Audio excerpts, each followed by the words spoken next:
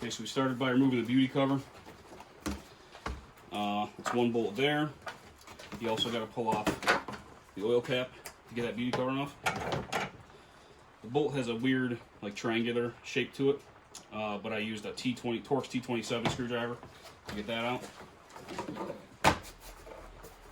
Gets pushed down when you're ready. So the oil cap off and the screw off, then you pull up and pull that out. Next thing we got to do is pop off this plastic clip right here. Off of there. There's another one here. Just like that.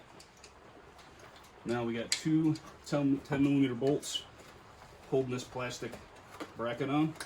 We'll pull those, and that's going to give us access to all 4 coils.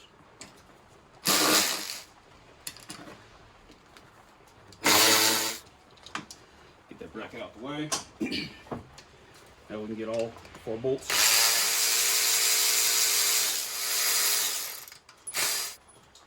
Now there's some length on these harnesses, so I'm going to try and pull this all the way out, which is great.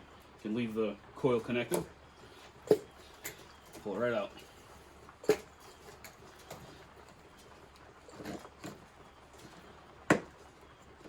That one's a little tighter, so be careful with that one. Now we can drop the 5/8 spark plug down there, spark plug socket.